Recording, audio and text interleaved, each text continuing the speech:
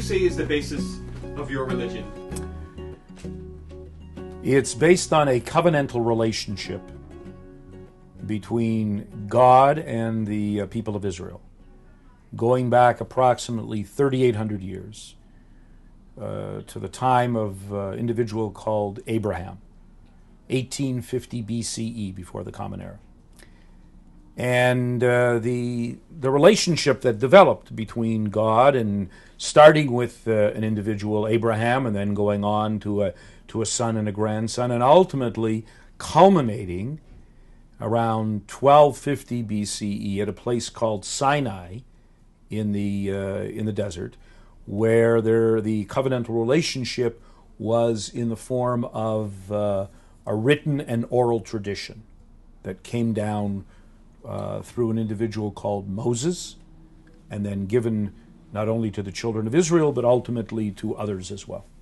So the oral tradition, is that something that's kept within the covenant, or is it something that's actually... Absolutely, and the oral tradition ultimately got written down as well, and that's called the Talmud, which is a continuation of the learning, but now different generations are now discussing and arguing, about what was said, what was interpreted, how it should be said, and very much within Jewish tradition is the whole notion of debate and arguing and going back and forth. That seems to be a human condition, actually, doesn't it? I mean, actually, I was interviewing Bishop Ingham. He was just mentioning the same thing, that I was asking why the discordance between religions, and he said, well, there's discordance even within religions. Of course, it just seems to be a human, seems to be part of the human absolutely character, at least in modern times, or written history. The human being is a very, very complex social organism. Not being a zoologist, I'm not necessarily going to comment on the other animals in the kingdom, but they too probably have a tremendous amount of difficulty in terms of coexistence. Now, not just with another animal of a different species, but even within their own species as well. So what's the remedy for that? How do in a practical sense, what do you do personally, and what do you profess to the people that you have an influence over? How do you overcome that? Well, I'll take exception with the word remedy and overcome, as opposed to how do you deal with it, because those are two entirely different things.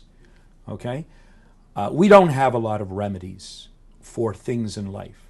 We don't have remedies for death.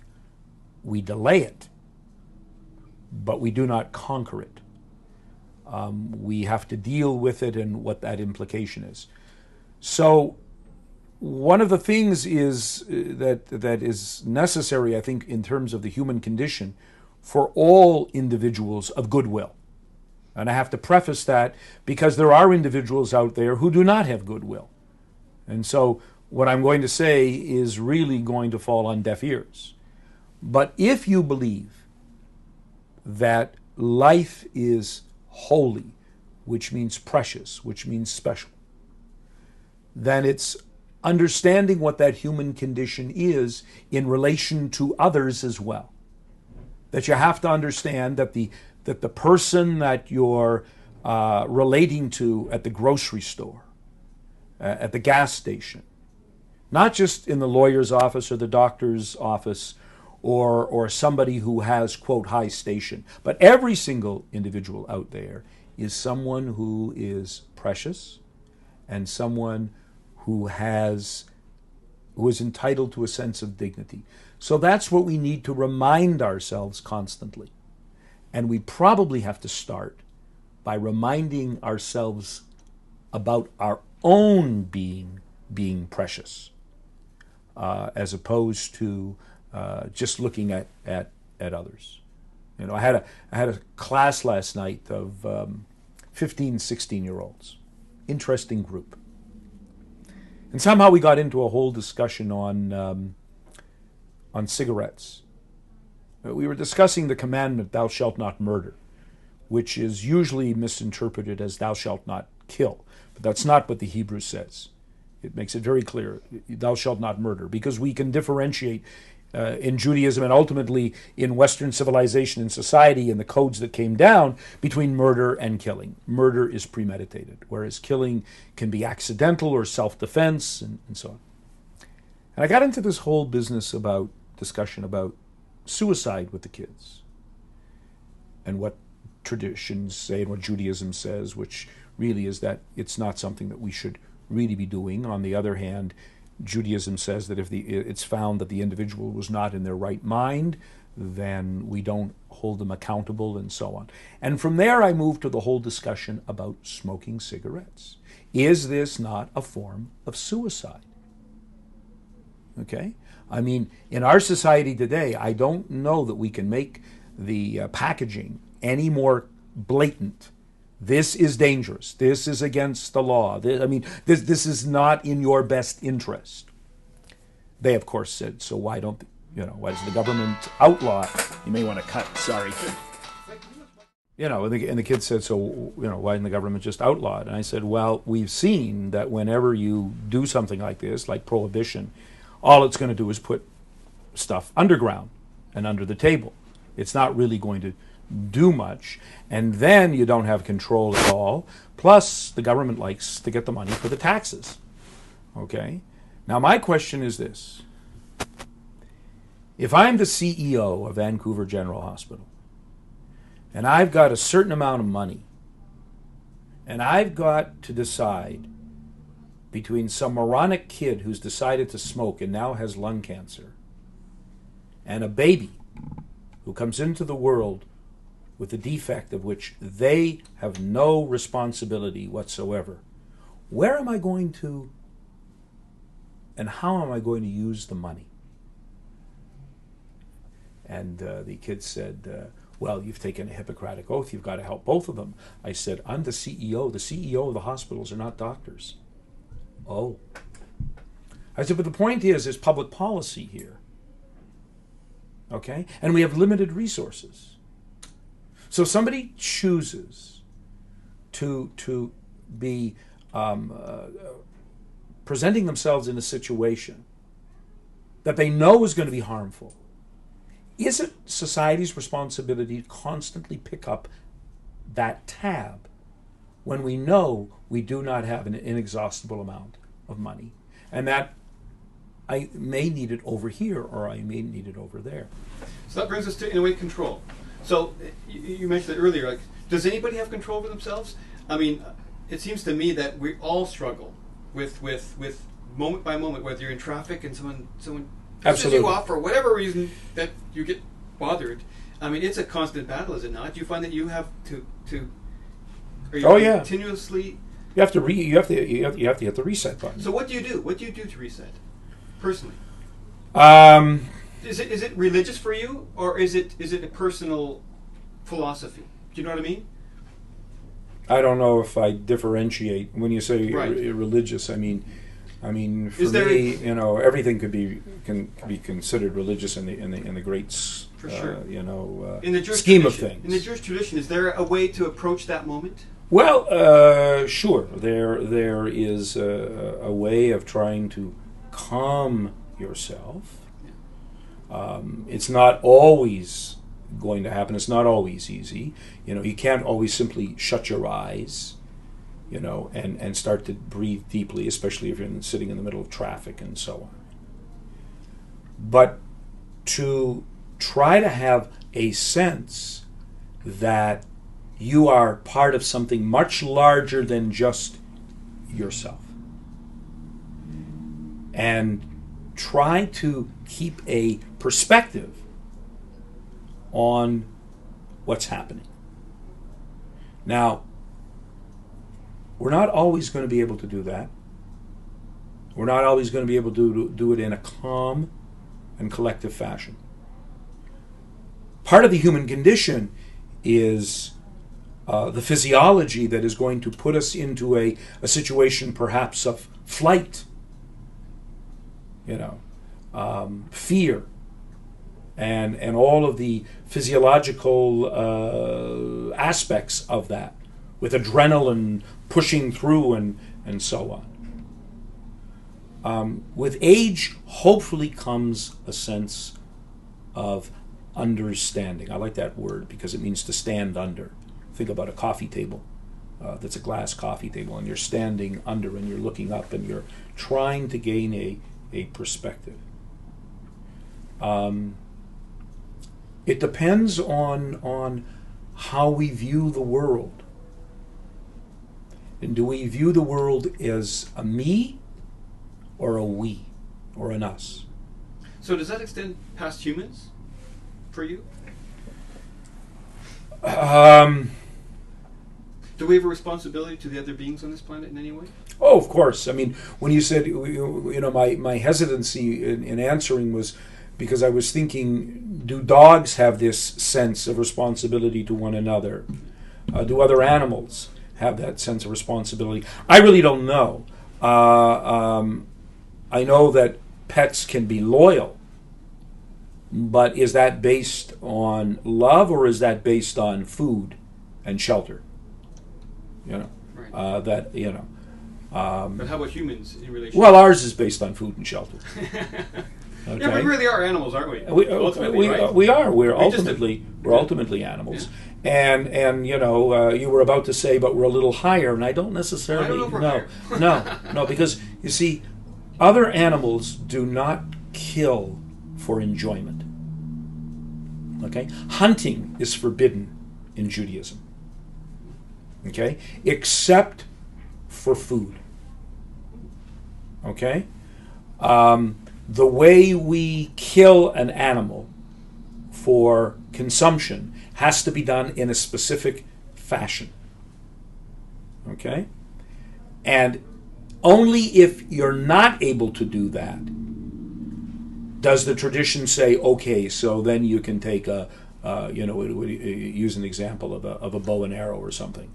Okay, guns were not around at the time that the oral tradition was being written. But it is very, very anti-Jewish to go out and blow away Bambi for sport.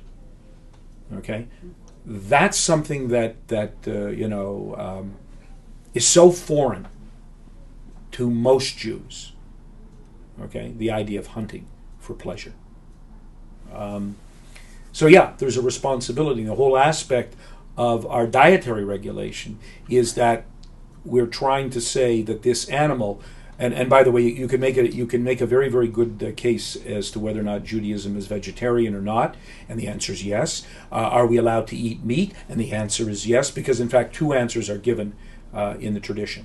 If you are going to eat meat, then the animal must be slaughtered in the most humane, instantaneous way possible. And is that due to the respect of that being? Absolutely. So it's not a health issue, it's a respect to that. It's got nothing to do with health.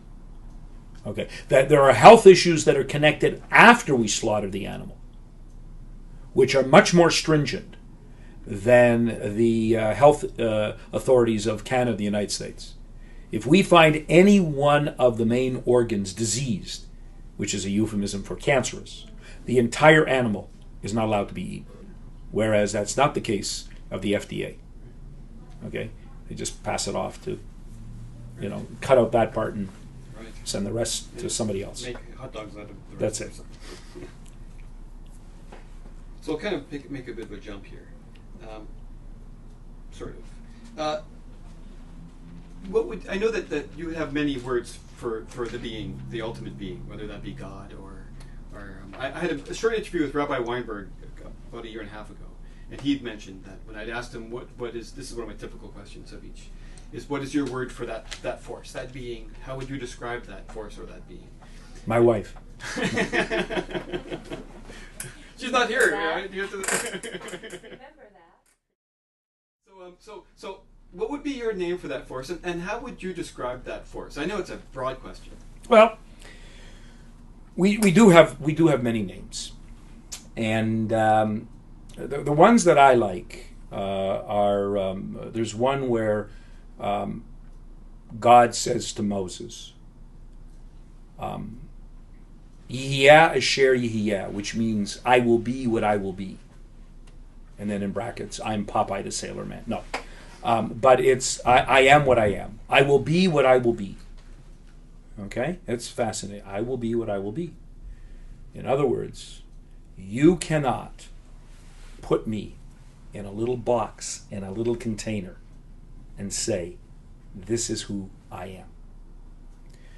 Now, one of the main words that we have for the name of God, we have a word for God, and then we have a name, in English, Lord, but Lord is actually the proper name of God.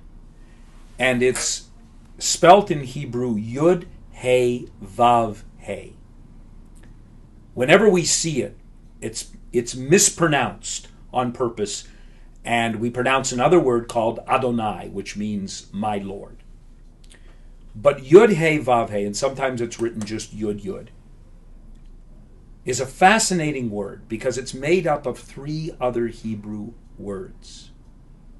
And the three other Hebrew words translate as was, is, will be. So the main name for God is infinity. Was, is, will be. That to me is I can really then understand. I can relate to that as something that is quite awesome. That is beyond my comprehension, beyond my understanding, and yet something that I do connect with. So can I get into that, the connecting part? Yeah. You have moments where you feel connected to that source? Sure. Is there something that propels that feeling into you? Can you, in other words, can I predict it? No, not can you predict it. Can you actually enhance that feeling and make it come more often? Is there practices to get more in touch with that feeling or that connection? It's a great question.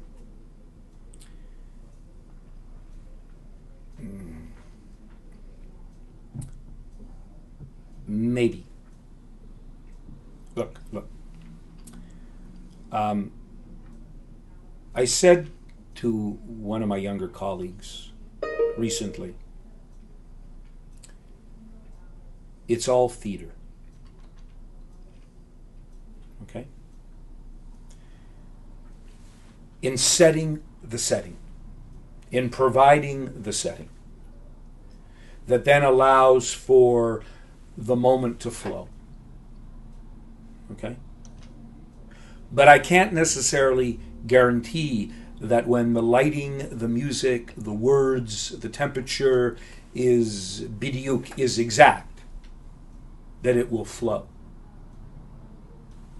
And sometimes in the midst of absolute chaos, it does flow. So I may try to set up as best I can a situation whereby people will be given the opportunity to think, respond, reflect. But I can't necessarily guarantee that the aha moment will result. Now, in some traditions, for instance, Buddhism, they actually have practices, whether it's meditation or these other practices, and it seems that every religion's got a meditation of sorts, if you want to call it praying or whatever it is. Does your religion have that same? Oh, sure. So, because that's a practical exercise, isn't it, towards getting closer to that access? It's like, okay, so think of nothing. and a Jew can never think of nothing. There's always something going on in our minds. But yeah, you try and try and set up that situation. But my situations of closeness are not primarily the aha moments on top of Whistler. Okay? But rather the aha moments in the midst of human interaction with people, where you feel or sense the holiness of the moment. I was at an event recently, a social event, and one of my kids was at this event. It was a wedding. And we were out on the dance floor. And my youngest went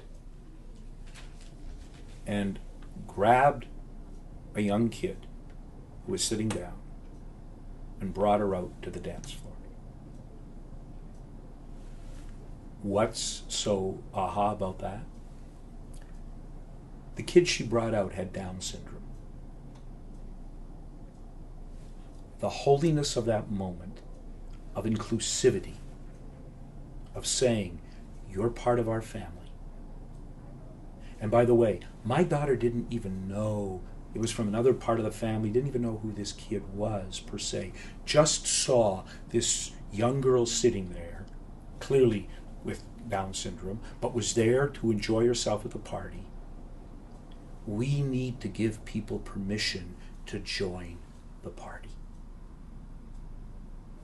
That, to me, was an incredibly holy moment.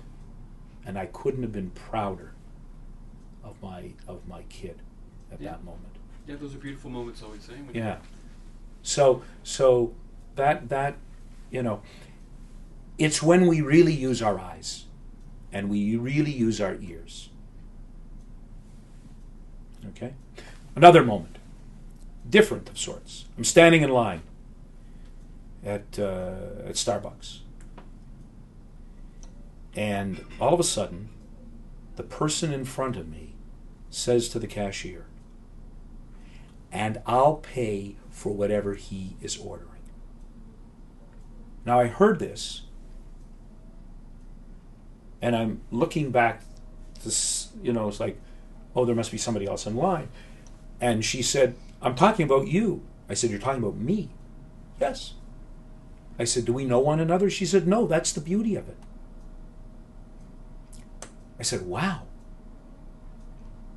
I said, this is really a win-win-win.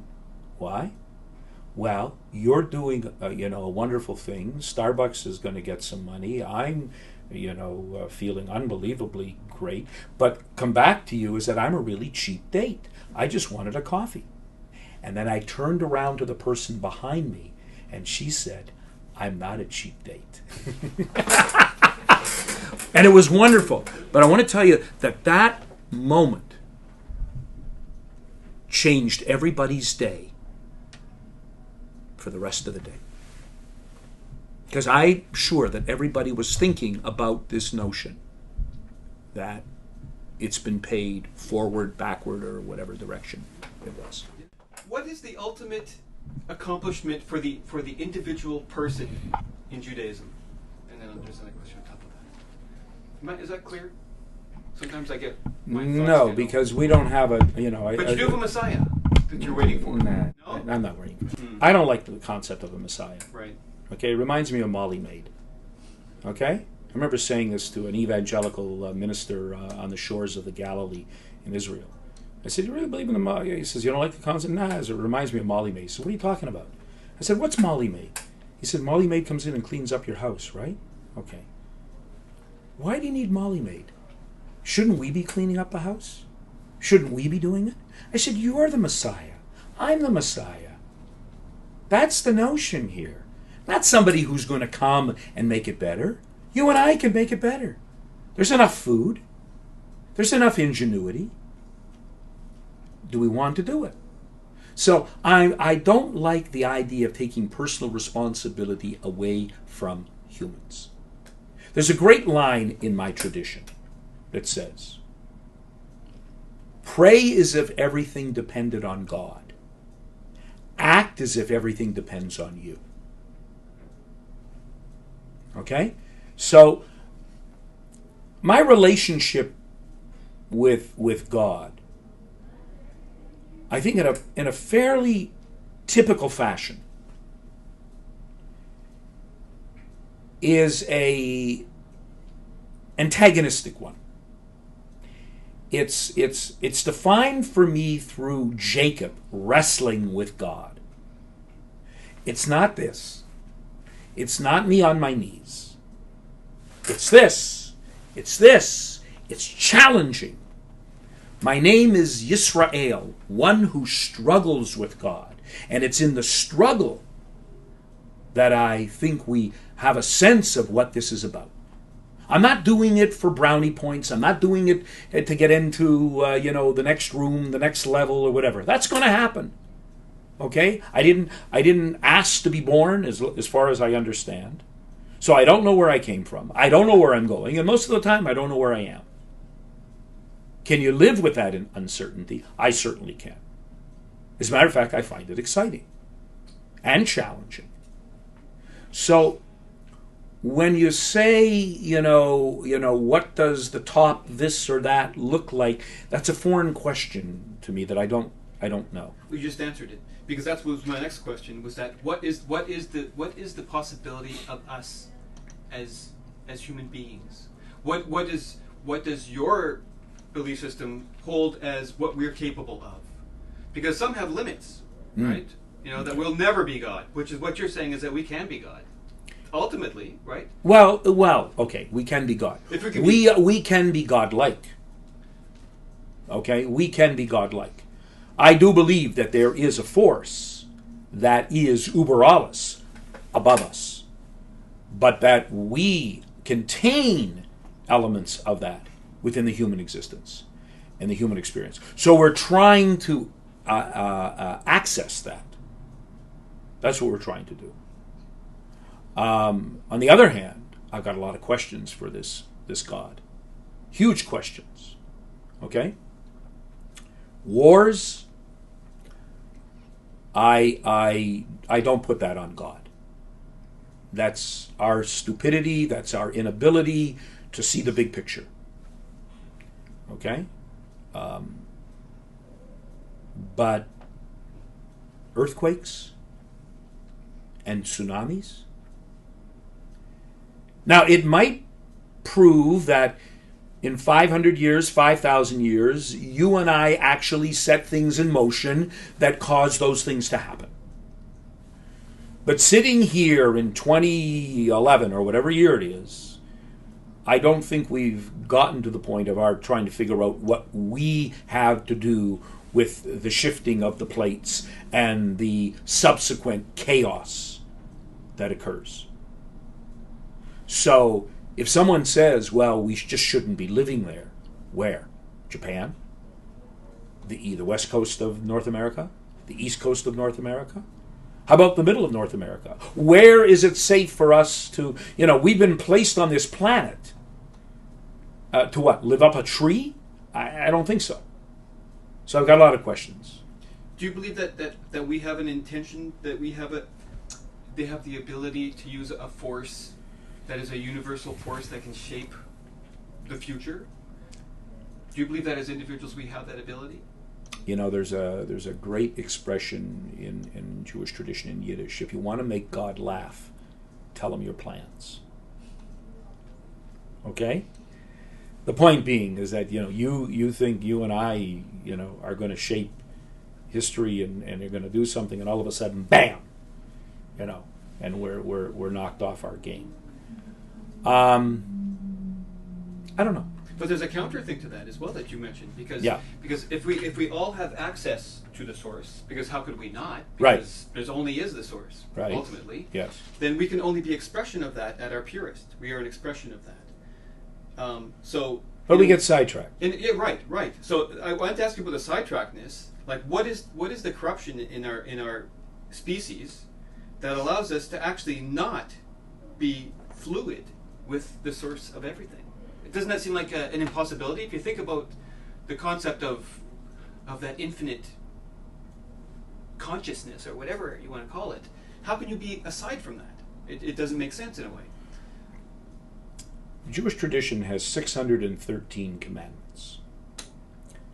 There are a number of those that are no longer applicable today because they have to deal with animal sacrifice in a temple that doesn't exist, and I, for one, am not interested in A, rebuilding the temple, and B, going back into animal sacrifice and taking the blood and smearing it here and there. Although I do have a profound appreciation for what was done and how it was done in terms of their appreciation for the gift of these animals. And they were giving away the best even before they knew what else was coming down the pike. So I'm not going to, while I don't want to go back to that, I'm not going to dismiss them as a bunch of crazy lunatics. They really understood, I think, far better than we do the concept of sacrifice. Okay. Having said that, we think about the 10 Commandments. 10 out of the 613. I am the Lord your God, no other gods before him, blah, blah, blah. The most difficult commandment for me is the 10th. Don't covet. Don't be jealous. I actually think it's an impossible commandment to observe throughout your entire life. Hopefully I can go through life without murdering. Okay? There are a number of other commandments I'm going to also, break, honoring your parents and so on, or stealing. Okay? Because stealing, by the way, within the Jewish context is not simply taking an object. It's stealing someone's name, or every time we gossip, we are stealing part of somebody's soul. Okay? So I think it's pretty difficult to go through life, for somebody to go through life not stealing as well. Okay? Especially if you're engaged in human interaction, as opposed to going out and living in seclusion. But the coveting, it's almost as if I think we are born inherently with this notion of jealousy. And that, to me, is the root of most of the waywardness of human existence. You've got it, I want it. Whatever you've got, I want to best it. Okay? If your ball is this big, I want my ball to be this big. Okay? Now, I actually think we're born with this flaw, so to speak, as to, and it's okay, because it really challenges me to figure out how to deal with it, how to get around it. Okay? That's interesting, because if are you speaking personally or as part of the Jewish religion? Both. Because what's interesting, because I'm hearing all these different viewpoints, is even your relationship with God is kind of like this, like you were saying. And that's, in a way, what you're saying. He presents challenges to you. Absolutely. And that's what this is. It was what you're saying is that you grow through suffering to a degree and through these challenges. That's how you approach the concept of God in some ways. Is that true? Is that true, except you use the word suffering, which I wouldn't necessarily use. Right. That's a Christian term in these Jewish Is ears. it? Oh, yeah. Okay. Yeah. The whole business of Jesus Right. and the cross and the suffering and the this and the that and everything You know else. what? That's the problem with words. Even God, God's Right. got such bad connotations these days. You can't Right. say the word God unless you're religious, because you look like people think you're religious, which is an insult to most people these days. So you got to say the source. Or okay. Do you know what I mean? Okay. And I think suffering is one of those words too that's been taken over by I an mean, impression. maybe. Yeah. But I mean, I don't. Look, Judaism doesn't have this concept of original sin. Right. That we come into the world. We don't have that concept. Okay, we come in with a tabula rasa, with a blank slate, and it's not that we're going to be perfect. We're going to mess up. We're going to screw up, and we have this Day of Atonement. So the idea of within Judaism of a sin is we miss the mark. So think of a bow and arrow again, and you can shoot again. Try and shoot again. Okay. Suffering is just I think, yes, to a certain extent, I think Christianity has taken, I don't know if it's a sense of ownership or it's been given to them in terms of that word. So I don't want to, I prefer a word challenge. Okay? Argue. Debate. Those have all been part of Jewish tradition right from the beginning. God says to Abraham, I'm going to destroy these cities. And Abraham basically said, what are you, nuts? What if there's some righteous people in this world, in those cities? What if there are 50 righteous individuals? God said, okay, you find me 50 righteous individuals. I won't destroy the city. Now comes the Jewish chutzpah, nerve. Okay? And this is where Monty Hall was born. You know who Monty Hall was? From Winnipeg? Let's make a deal? Okay. So, Abraham has got God at 50. And Abe says, so what if the number lacks 5? So Abraham, first of all, wants to know if God can do math. And secondly, let's see if I can negotiate here. God says, if there's 45, I won't destroy the city. Now he's on a roll. What about 40? 40, no. 30, 20. Takes him down to 10. If you find 10 righteous individuals, I won't destroy the city. The bottom line is, Abraham couldn't find 10 righteous individuals. Okay. Now, why does Abraham not take God down to 1? Because one person is not enough to save the city. You need a community. And by the way, that's the first notion that 10 is used in the Torah, in the sacred text, which represents a quorum, the basic quorum within Judaism called a minyan. That when certain prayers are to be said, you need a community around you. So that prayer is not only the individual prayer, but it is also the communal prayer. It's the fact that there's some body heat and beside an individual who is in mourning to say, you're not alone. Or in the midst of rejoicing, you're not alone. And you create a mass. And yes. Not to use it. I understand. Again, not to use a Christian term. Yes. You create a collective. Absolutely. Yeah. Okay. That kind of leads me to. See, it's what happens is that I have this whole list of questions, but then I enjoy conversation more than going through the quick list of questions, and I get a little bit scrambled. Good, because I'm not answering your questions. No, you say what you want to say, anyways, right? I would anyway. I was trained as a debater. It doesn't matter what you're going to ask. I love debating. So actually, speaking of debating, Mike, every time we do one of these interviews, Mike goes, "Oh, another one of these." It's because he has a hard time buying the whole religious thing. He has a hard time buying the fact that you say that there's 3,800 years since Abraham. Go ahead. Right? Do you personally look at it as being a literal? Those stories as literal in the Bible? Are they metaphorical? Are they allegories? I mean, they're all of the above. Okay, but when I say 3,800 years, I'm going back to a time that we generally think this individual, from archaeological points of view, lived. Okay, now having said that, okay, I don't see a differential. I don't have a problem, by the way, of Darwin and the Bible. Not at all. Okay? As a matter of fact, I think the Bible is actually pre-Darwinian. Why?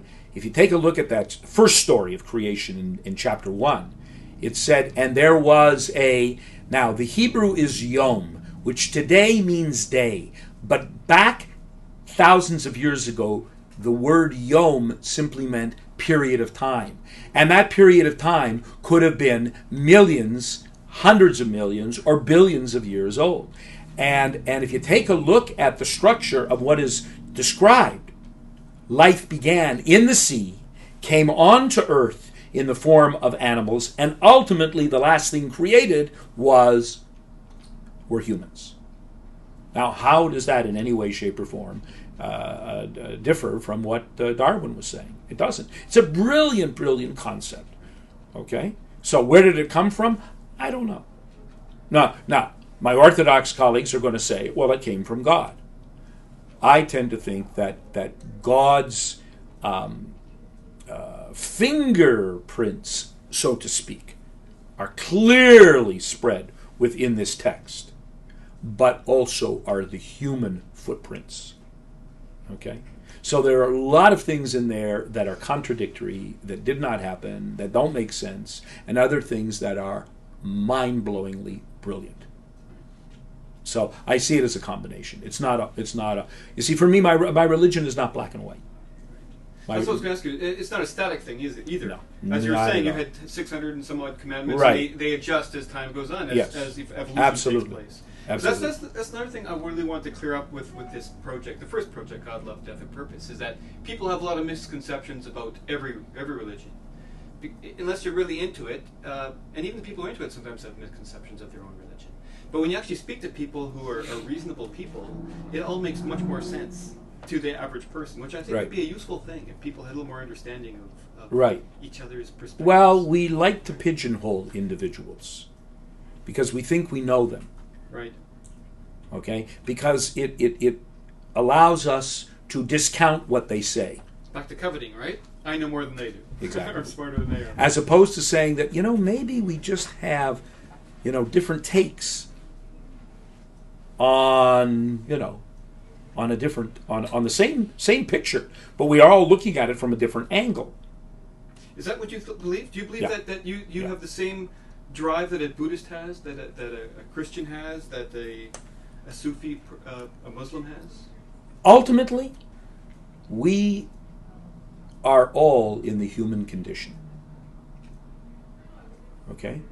What we're trying to do, in my sarcastic mode, is escape this thing called life as unscathed as possible.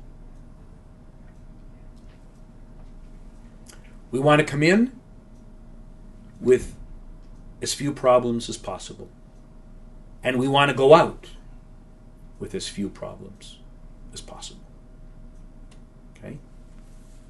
And what we do in the middle is try to understand what it's about.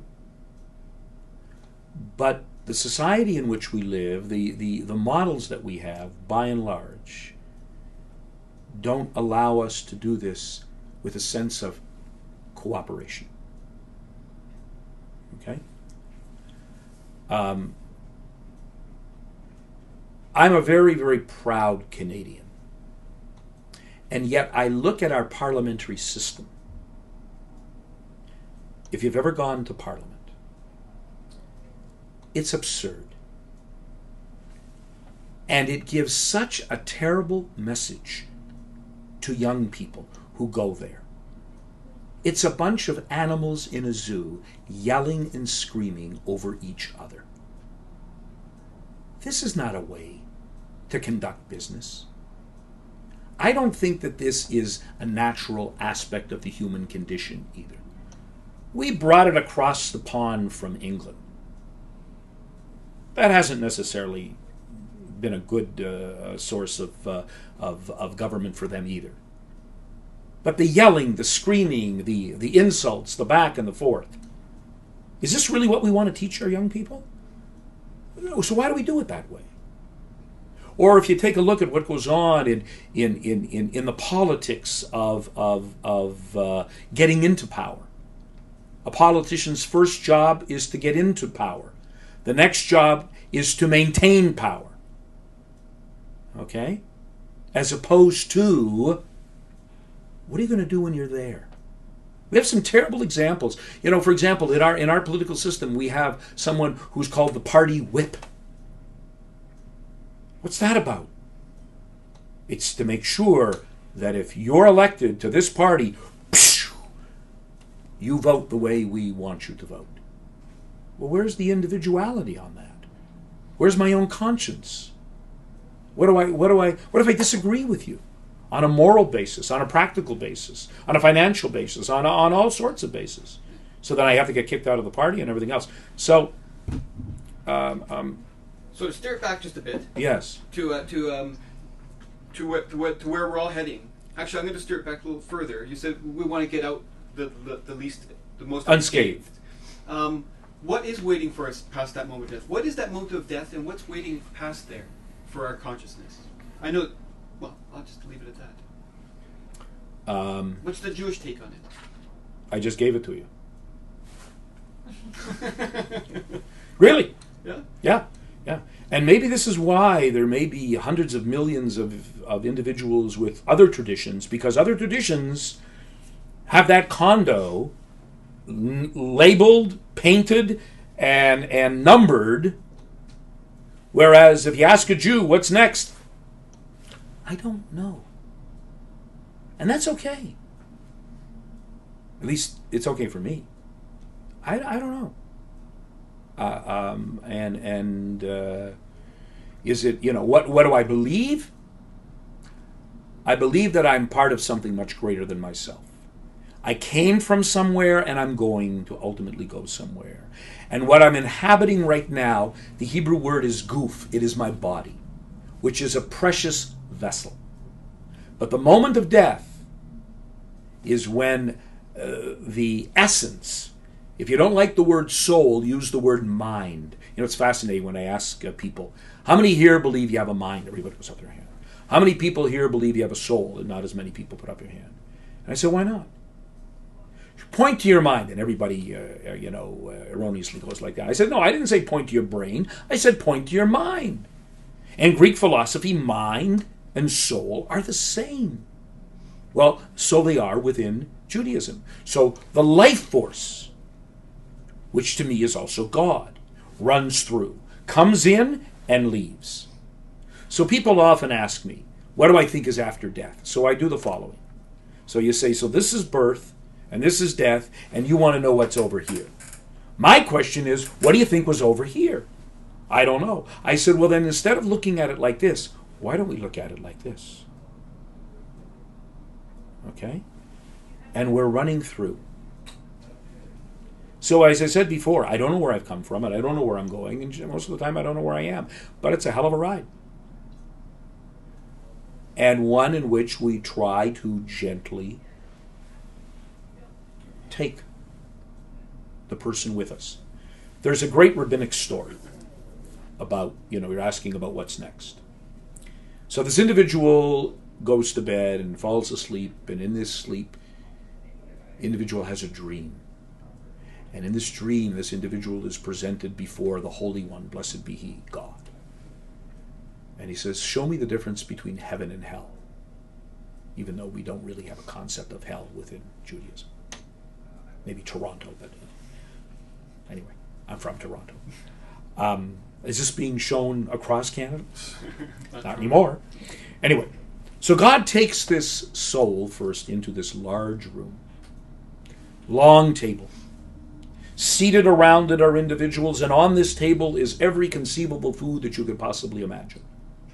But the people seated around the table are thin, they're emaciated, they're crying, they're hungry. You see, they have chains on their arms and they can't feed themselves. And God says this is hell. And then takes the soul out of that room and goes into another room, almost identical. Long table, people seated around, food of every sort. These people also are chained, but they're not thin, they're not emaciated, they're not crying. They're singing, they're joyful, they're robust. And God said, this is heaven. And the soul said, they seem to be both the same, and yet these people are thin and these people are not. What's the difference? And God says, in the first room, they only chose to try and feed themselves. In the second room, they chose to feed each other and therefore were fed. Okay? So for me, that's what earth is about. That's what living is about. Okay? Heaven is here. What's next is next. And that was a great thing that you had happen at the Starbucks then, hey? Because that was that. It's right? exactly it. That was somebody living that. That was somebody living it. That's cool. Yeah. Yeah, I think you're right. I bet you've inspired everybody that day. Yeah. Wasn't me. It was the person in front of me. Yeah, that's what I mean. But I mean, I'm still paying for the guy behind me. But you were part of that moment, right? I was part of that moment.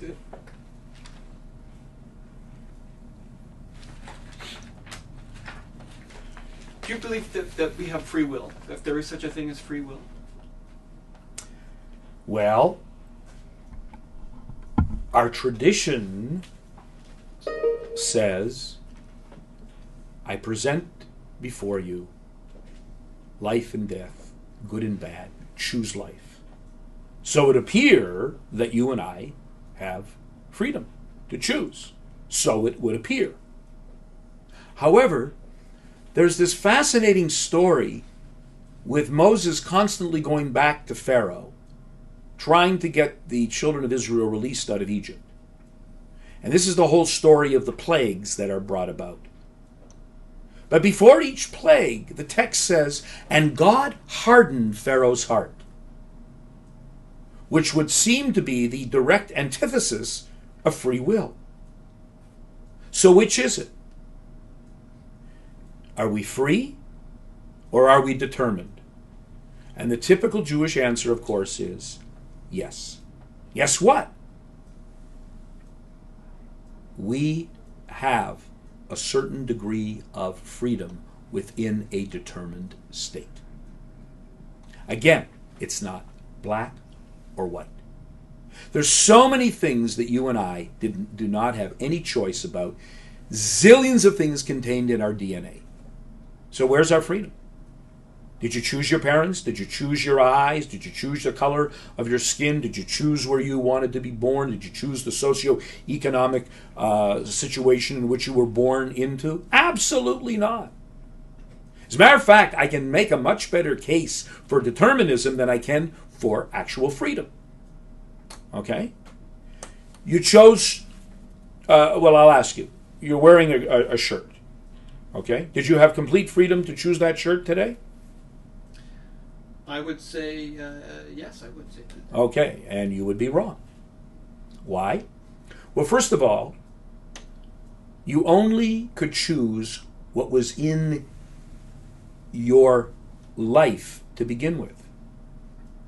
You can't choose something that didn't exist in your closet, but exists in India or China, but it hasn't made its way to Canada yet.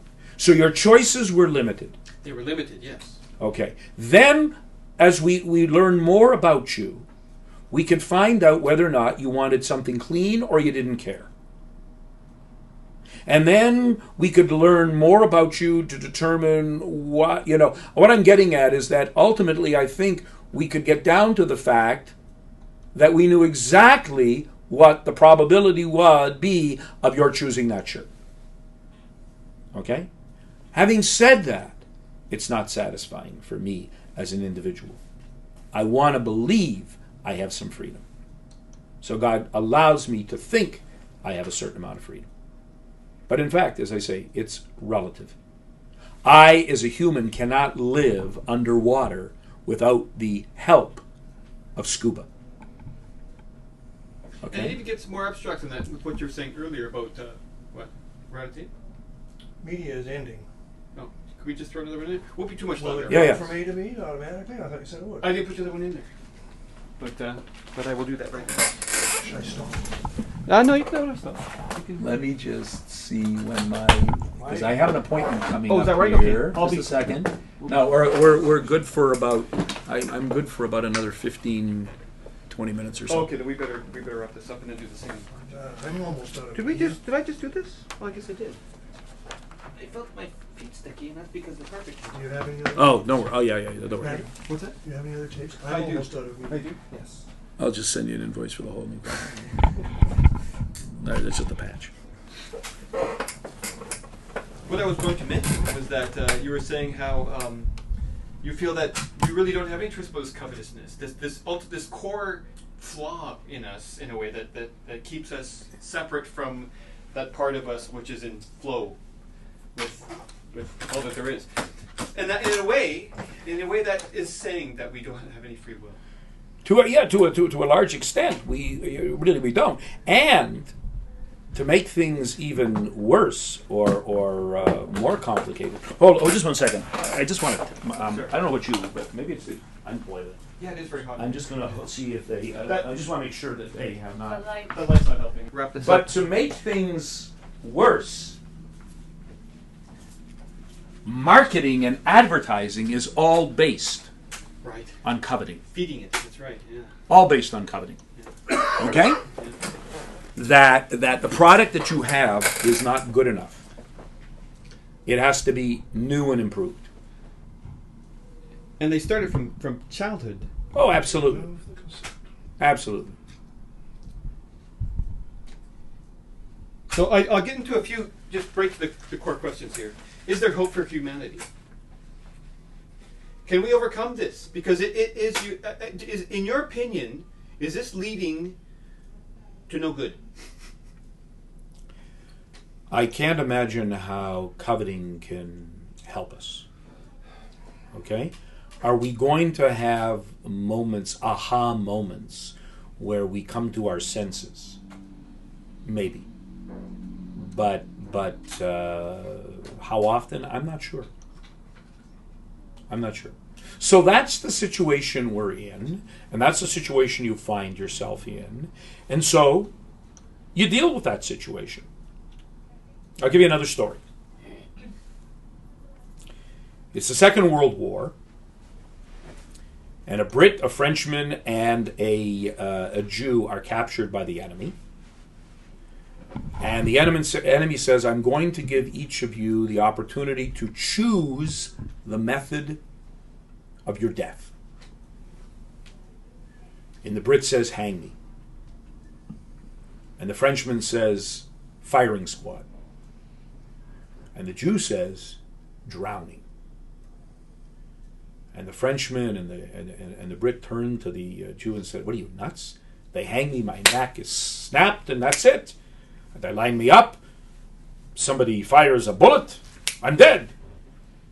You're going to put you in water for 3 or 4 minutes and you're going to struggle, and what's that about? He says, because in those 3 or 4 minutes I have to figure out how to breathe underwater. Okay? You take the situation and then you deal with it as best you can. I would say manipulate, but that seems to be a dirty word today. But it really isn't. It's to manipulate. It's what that Rubik's Cube is all about. It's manipulation and finding out what works and doesn't work. We're still trying to find out what works. We have a pretty good idea of what doesn't work. But we're trying to find out what works. Do I ultimately think that we're going to end up with the perfect Rubik's Cube in human civilization? No. No. God will keep us on our toes. You see, I'm not one who actually wants to recreate the Garden of Eden or go back to the Garden of Eden. Okay? Without eating of the fruit, and by the way, it doesn't say an apple. This says fruit. What would Adam and Eve have done had they not discovered each other? What would they have done? Is that what you want? Just to sit around in the garden, the two of you? Well, so Gnostics believe that the apple represents consciousness, right? Which put us on our journey towards evolution of awareness, right? Right. Which some people say is the purpose of the universe in general, is to become more aware of itself. Is that is that something that you would subscribe to? To become aware, yeah. I mean, in a phenomenal sense, to become aware. And how to live in concert and in harmony with that. And that's not something that is simply the purview of the Green Party or the environmentalists. By the way, Judaism was phenomenally ahead of its time in terms of environmentalism, thousands and thousands of years ago. The Torah portion that we read this week is talking about letting the land lay fallow.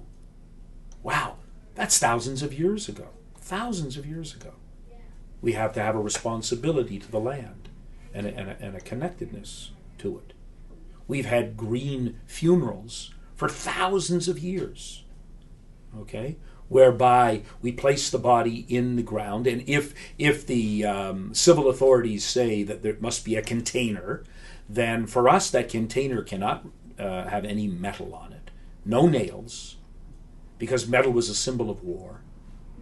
And we drill holes in the bottom, which most Jews don't know that a Jewish coffin actually has holes, because we want to actually hasten the decomposition back into the earth. Because again, it's the body, it's the vessel, it's the cup. The essence has gone on in its way. Okay, but are we ultimately going to find the perfect whatever? I doubt it. I doubt it. I just don't think that is, it's not that I am pessimistic. I'm just realistic about what I think the human condition is about. And I don't think we'll ever overcome the coveting. There's a cap. I'm a baseball fanatic. Okay? There's a cap now in all of the major sports as to how much you can spend. Unless you're the New York Yankees. Then you spend more. And then if you're Boston, you have to spend more. Now, you're not going to get to the Yankees. The Yankees will always want to maintain that they have the highest payroll in baseball. Okay? That's the human condition. That's why I hate the Yankees. They represent the worst of humanity, eh? They represent who we are, and that's why I love it when a small, when a small, smaller team takes Beat them. takes the brass ring. Cool. Thank you.